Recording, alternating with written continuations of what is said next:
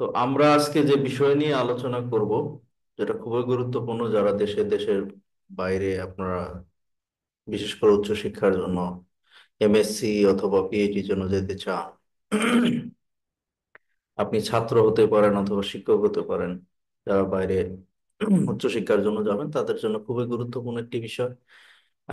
এবং এসওপিটা অনেকটা নির্ভর করে আসলে আপনার অ্যাডমিশন স্কলারশিপ নিশ্চিত হবার ক্ষেত্রে এটা অনেক বেশি একটা গুরুত্বপূর্ণ ভূমিকা পালন করে।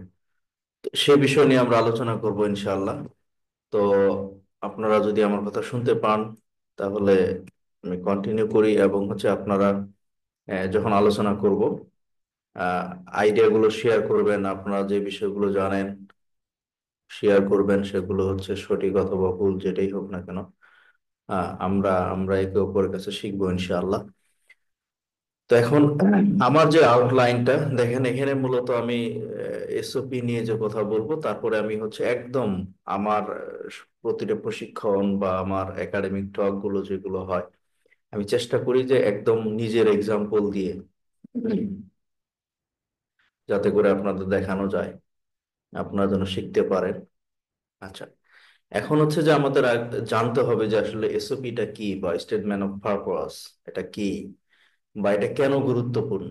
তারপরে এর যে মানে কম্পোনেন্টস গুলো আছে, অর্থাৎ কি কি বিষয়গুলো এসওপি তে থাকতে হবে, এবং লেখার জন্য একটা টিপস দিব, এবং যে ভুলগুলো আমরা সাধারণত করি সেগুলোকে অ্যাভয়েড করতে হবে। হ্যাঁ।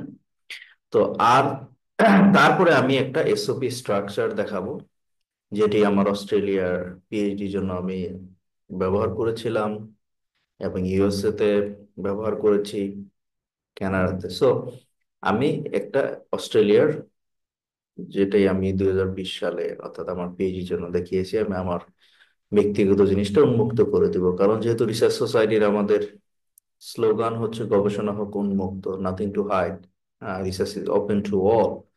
তো এই জন্য হচ্ছে আমি আমার নিজস্ব এক্সাম্পল সেটা দেখাবো ইনশাআল্লাহ। তারপরে সবচেয়ে গুরুত্বপূর্ণ যে বিষয়টা, একটা স্ট্রং ইন্ট্রোডাকশন, অর্থাৎ শুরুটা খুবই গুরুত্বপূর্ণ। হ্যাঁ, শুরুটা যদি খারাপ হয়, ভিতরে আপনি যত যা কিছুই লেখেন না কেন, পরবর্তীতে আসলে এটা, এই জন্য শুরুটা খুব গুরুত্বপূর্ণ। এবং যে প্রোগ্রামের জন্য আপনি আবেদন করবেন, সেটা এমএসসি পিএইচডি হোক, হুম, বা যে সাবজেক্টে আপনি করবেন যে ডিপার্টমেন্টে, সেটার সাথে অ্যালাইন হওয়া খুবই জরুরি। হ্যাঁ। এবং ফাইনালি আপনারা যে এডিট করবেন এবং ফাইনালাইজ করার জন্য যে বিষয়গুলো, সেগুলো আমি তাদের সাথে শেয়ার করবো ইনশাআল্লাহ। আপনারা আমার কথা শুনতে পাচ্ছেন? জি স্যার, শুনতে পাচ্ছি। ধন্যবাদ। আচ্ছা, এখন এসওপি বলতে বোঝাচ্ছে আসলে, আমি যদি খুব ছোট করে বলি, এটা একটা আসলে আপনি একটা নিজস্ব একটা এসের মতো লিখবেন, যেখানে আপনার একাডেমিক অথবা হচ্ছে প্রফেশনাল যে গোল থাকবে, মোটিভেশন থাকবে, কোয়ালিফিকেশন যে ওই প্রোগ্রামের জন্য থাকবে, সেগুলো মূলত আপনার পার্সোনাল একটা এসে আপনার নিজেকে আপনি তুলে ধরবেন। হ্যাঁ, নিজেকে সেখানে ফুটিয়ে তুলতে হবে।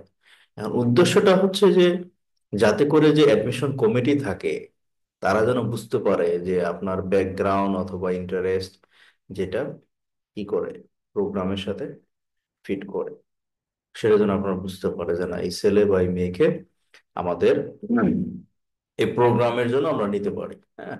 তো এটা হচ্ছে খুবই গুরুত্বপূর্ণ একটি বিষয়। আচ্ছা, এখন এই এসওপিটা আসলে কেন গুরুত্বপূর্ণ?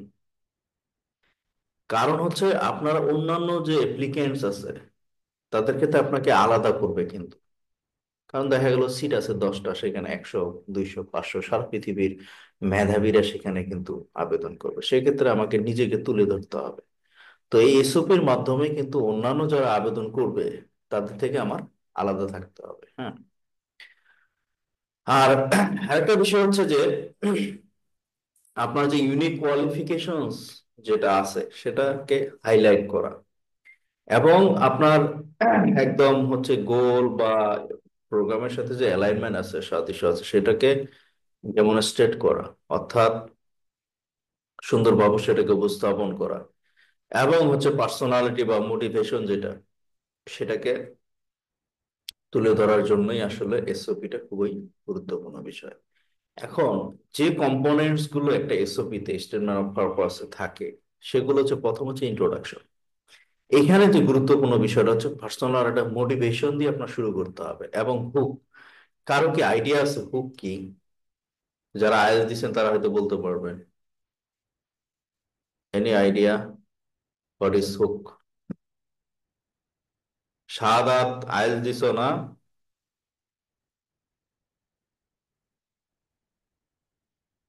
শাহাদাত হোসেন সজীব, শুনতে পাচ্ছ?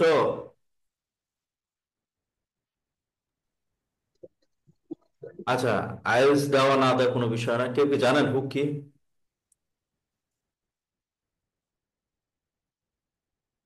কারো কোনো আইডিয়া আছে? আচ্ছা, আমরা যেমন একটা এসে লিখি আইএলটিএস বিশেষ করে ইয়াতে, কি বলে এটাকে, আহ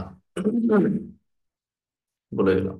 হ্যাঁ, আইএলটিএস টাস্ক টু তে যখন আমরা এই এই ইয়াটা করি, ইয়া, সে ঠিক আছে, যেটা অ্যাটেনশন ক্যাচ করে ঠিক আছে, সেটা পার্সোনাল স্টোরি, গল্প দিয়ে এমন কিছু দিয়ে শুরু করা, নিজস্ব স্টোরি দিয়া, যেটা ওই যে রাহুল রুদ্র বললেন, আপনারা হচ্ছে যে মেসেজ দিলে আমার মেসেজ আমাকে দেখতে হয়, সেটা না করে আপনার মাইকটা আনমিউট করে সুন্দর করে এখানে বলবেন, তাহলে আমার সুবিধা হয়, নাহলে আবার মেসেজ আমার যেতে হয়। হ্যাঁ, তো সেক্ষেত্রে মানে যে এমন একটা স্টোরি দিয়ে আমার, নিজস্ব কিছু স্টোরি দিয়ে আমি শুরু করব, যেটাকে মানুষ অ্যাট্রাক্ট করে, ক্যাচ করে, মানে হচ্ছে যে হৃদয় ছুঁয়ে যায়, যেন সে পরবর্তীতে ইন্টারেস্ট গ্রো করে বলার জন্য। আপনারা দেখবেন যে বারাক ওবামা স্পিচ 2004 সালে যখন করলেন, ওনার নিজস্ব গল্প, উনি কেনিয়া থেকে কিভাবে বেড়ে উঠছেন, তারপরে কিভাবে ইউএসএ তে আসলেন, নিজস্ব গল্প দিয়ে এমন ভাবে শুরু করছে, কেউ কিন্তু আর ই করতে পারে না, সবার হচ্ছে যে হৃদয় জয় করছেন, এমন ভাবে কথা বলা, এমন ভাবে লেখা, যেটা প্রথমে একটা অ্যাট্রাক্ট করে, যে রিয়েল স্টোরি, হ্যাঁ, এমন কিছু।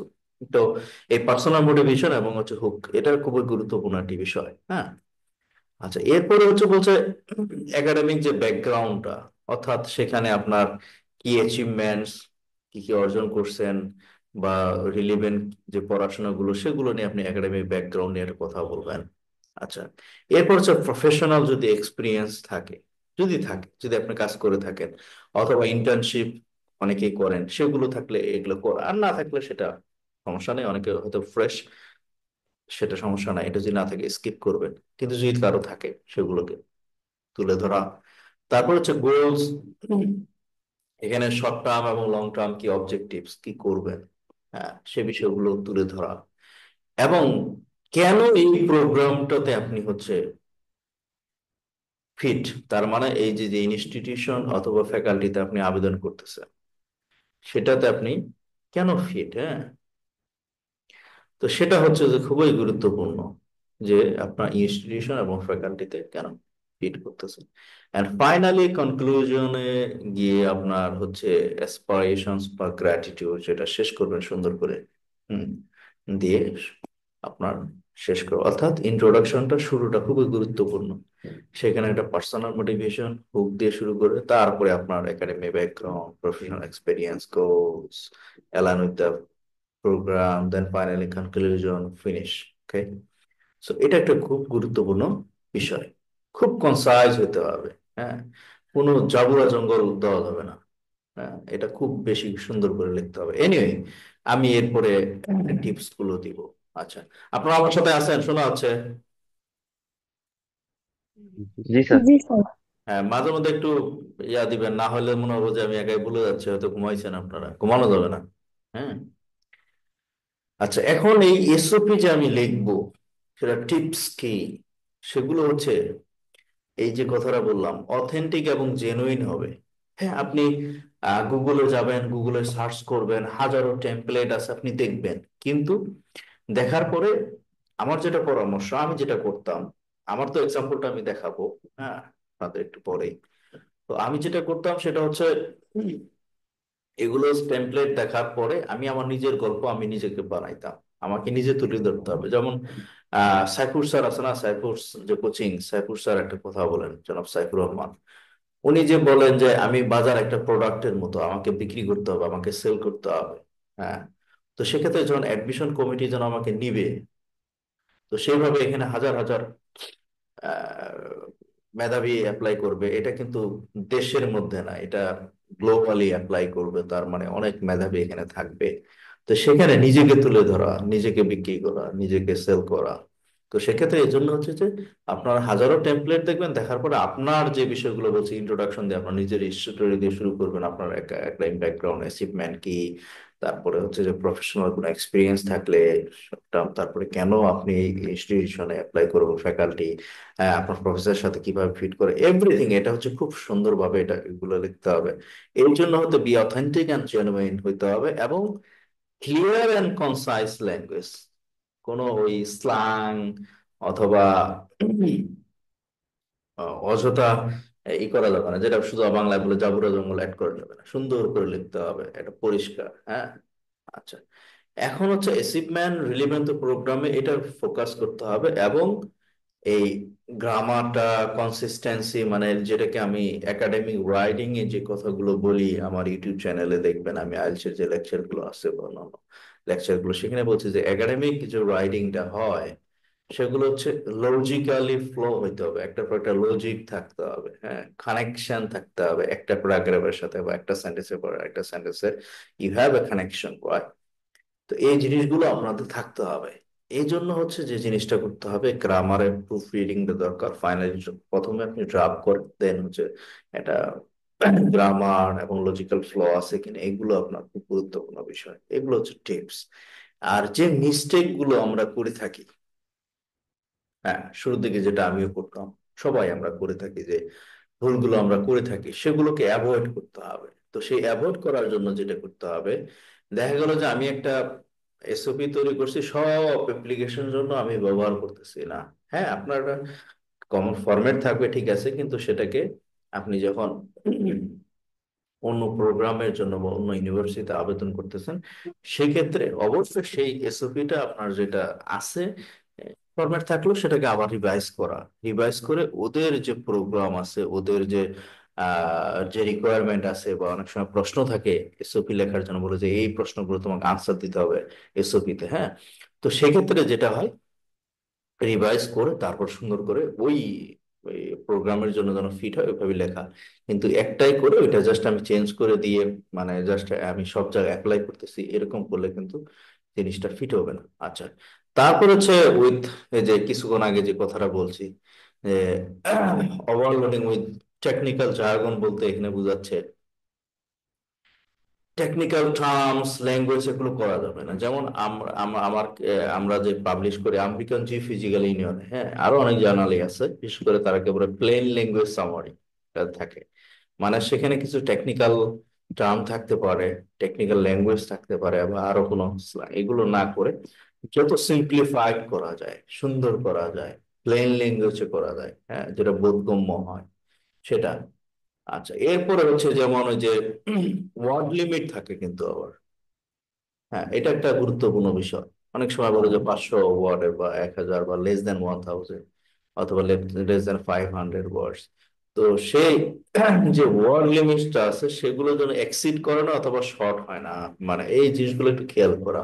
মোটামুটি খুব একদম কাছাকাছি থাকা, ঠিক আছে।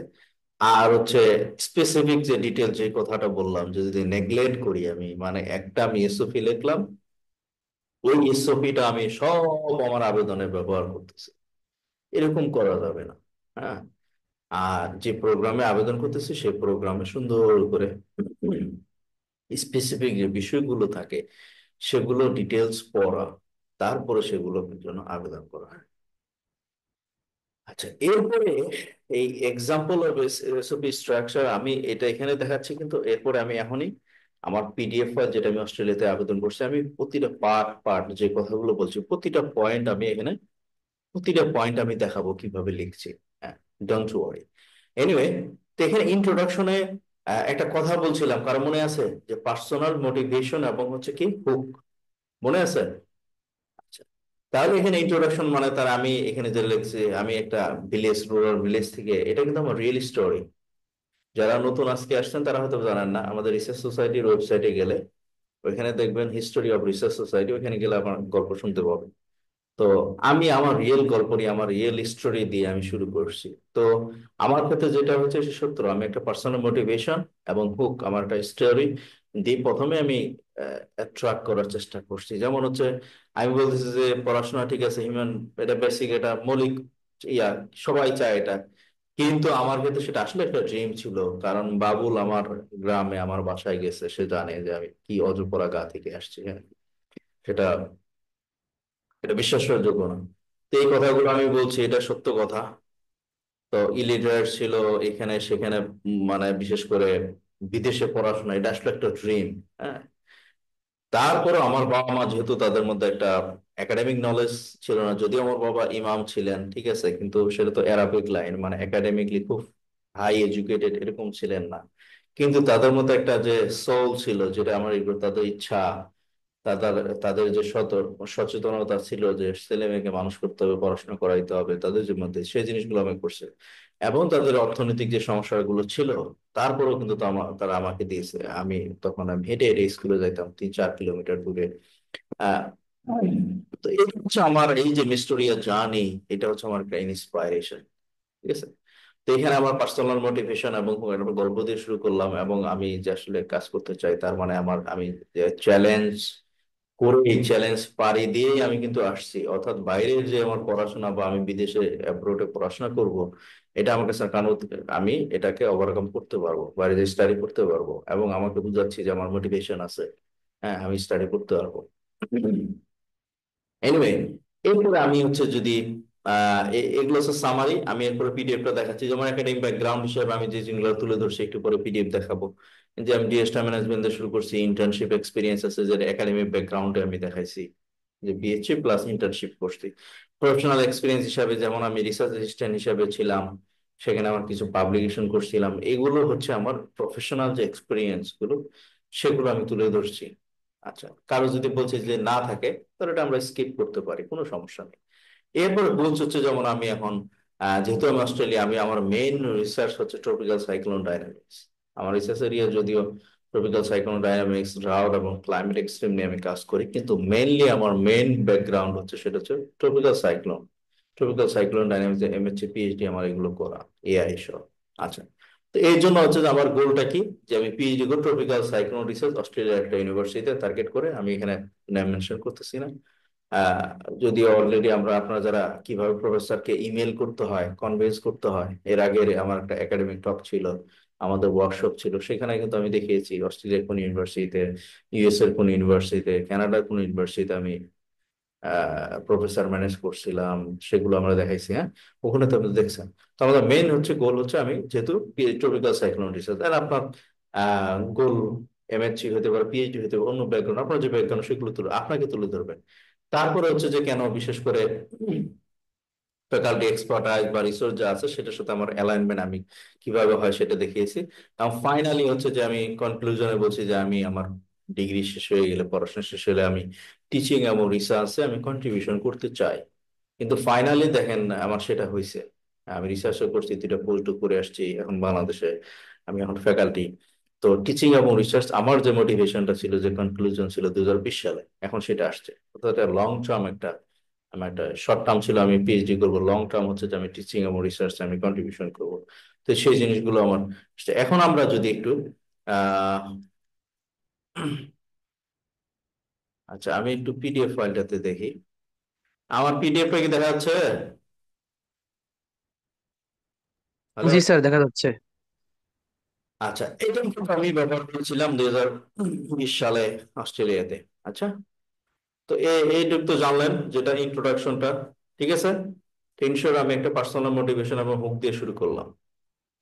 এটা সাধারণত পাবলিকলি কেউ নিজেরটা দেখায় না, কিন্তু আমি দেখাচ্ছি যে আমার ছাত্রছাত্রীদের যারা আছে, বা দেশের বাইরে যেখানেই থাকেন না কেন, আপনাদের যেটা কাজে লাগে, এটা খেদমতের উদ্দেশ্যে। হ্যাঁ, এরপর দেখেন আমি আমার গল্প দিয়ে কানেক্ট করতেছি যে আমি এরকম ছিলাম, আমি আহ, গ্রামের একটা স্কুলে বেড়ে উঠছি, সেখান থেকে পড়াশোনা করছি, আমার গল্পগুলো বললাম। তারপরে বিগিনিং প্রথমে আমি একাডেমি জার্নির আহ যে বিষয়গুলো বলছি, কারণ যেহেতু এখানে সায়েন্স নিয়ে পড়াশোনা করতে হবে, সায়েন্স, বিশেষ করে ফিজিক্স, ম্যাথমেটিক্স, এনভায়রনমেন্টাল স্টাডি, যে বিষয়গুলো আমাদের লাগে, হ্যাঁ, যেহেতু আমি ট্রপিক্যাল সাইক্লোনে পিএইচডি করবো, এই জন্য আমি কানেক্ট করতেছি ডিজাস্টার ম্যানেজ কি কি পড়ছি বিষয়গুলো নিয়ে, কেন আমি ডিজাস্টার ম্যানেজারের পড়াশোনা করলাম।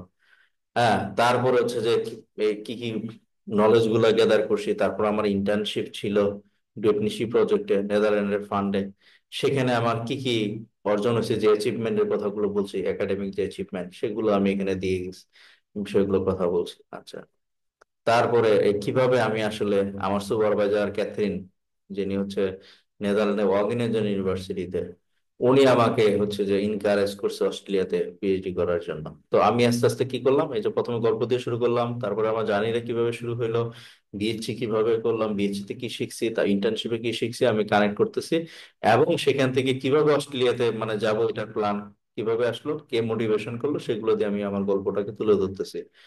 তারপরে হচ্ছে যে উম, আমার রিসার্চ মানে একাডেমিক গেল, পার্সোনাল মোটিভেশন এবং হুক দিলাম। এরপর হচ্ছে প্রফেশনাল যে এক্সপিরিয়েন্স গুলো, তো সেক্ষেত্রে আমি কি করলাম, যে আমি রিসার্চ হিসেবে যেটা কাজ করি, ডক্টর আব্দুল সত্তার কেভিন চ্যাং, যেটা ম্যাকুরি ইউনিভার্সিটি, অস্ট্রেলিয়ার, যেখানে আমি কাজ করেছি ডিসেম্বর 2016 থেকে 2017 সাল পর্যন্ত। ঠিক আছে, আমি যে কানেক্ট করতেছি যে আমার এক্সপিরিয়েন্স গুলো, এখানে আমি কি কি কাজ করছি। ঠিক আছে। তারপরে তারাও আমাকে মোটিভেশন দিছে, যে আমি সাইন্টিফিক রিসার্চ এবং রিসার্চ যে জিনিসগুলো দরকার সেগুলো আমি করবো।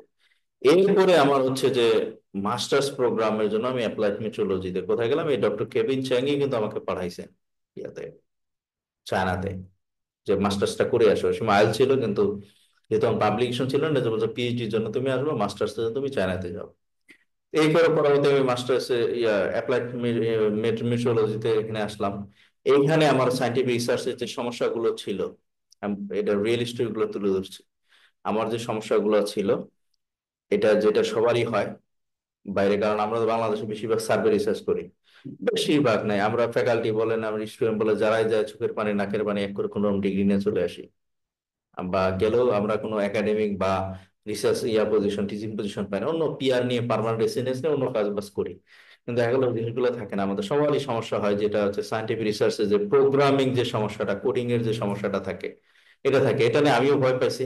কিন্তু আমার যে অ্যাডভাইজার ছিল ডক্টর ইউএনলি, উনি আমাকে ইন্সপায়ার করছে, এবং পরবর্তীতে আমি সি, ফোটান, পাইথন, এনসেল, ম্যাটল্যাব, গ্রাস, এগুলো আমি পরবর্তীতে শিখেছি। এবং যে জিনিসগুলো খুবই হচ্ছে গুরুত্বপূর্ণ কিসের জন্য, যেগুলো হচ্ছে ক্লাইমেট রিসার্চের জন্য খুবই গুরুত্বপূর্ণ। এবং হচ্ছে যে আহ, আমি শুধু শিখছি না, শেখার পরে আমি কিন্তু আবার দেখেন, আমি টিচিং দিয়েছি। অর্থাৎ আন্ডার গ্রাজুয়েট, মাস্টার্স এবং পিএইচডি স্টুডেন্ট যারা ছিল চায়নার ওই ইউনিভার্সিটিতে আমি যেখানে পিএইচডি করছি, ওইখানে তাদের ওয়ার্কশপের মাধ্যমে, ট্রেনিং এর মাধ্যমে কিন্তু আমি তাদেরকে আবার শিখাইছি। অর্থাৎ আমি শুধুমাত্র নিজে শিখছি না, আমি পরবর্তীতে কি করছি, কন্ট্রিবিউট করছি কমিউনিটি, সাইন্টিফিক কমিউনিটিতে। অর্থাৎ বিএসসি, এমএসসি এবং পিএইচডি স্টুডেন্ট যারা, তাদেরকে আমি শিখাইছি।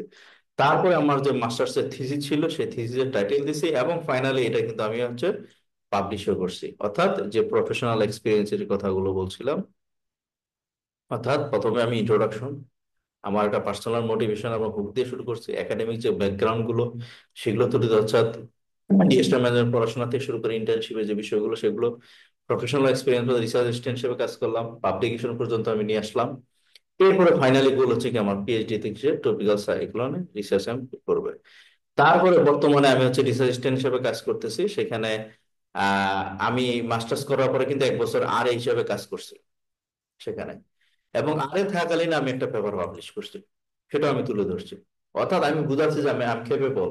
তুমি যে আমাকে নিবা পিএইচডির জন্য, অ্যাডমিশনের জন্য, যেটা সাইন্টিফিক রিসার্চ দরকার, হ্যাঁ, যে সাইন্টিফিক যে স্কিল গুলো থাকা দরকার সেগুলো আছে, এবং পাবলিকেশনটা জরুরি, খুবই জরুরি একাডেমিয়াতে। তো এই জন্য আমি হচ্ছে এমএসসি থিসিস থেকেও এটা ব্যবহার করছি, আবার যখন আর এ কাজ করছি, এই আর এ থেকেও আমি আবার কিন্তু নর্থ ইন্ডিয়ান এটা স্যাটেলাইট দিয়ে এটা কাজ করতেছি, এবং এটা পাবলিশ হয়েছে। ঠিক আছে। আচ্ছা, এখন এটা কিন্তু পরবর্তী পাবলিশ হয়েছে, কিন্তু ওই সময় আমি কাজ করতেছিলাম, ওই কথাটা বলছি এখানে, পরবর্তী এখান থেকে আমার এটা পাবলিশ হয়েছে। এখন আমি আমার পিএইচডি নিয়ে কথা বলতেছি, যে এটা আমি কিসের উপরে করব।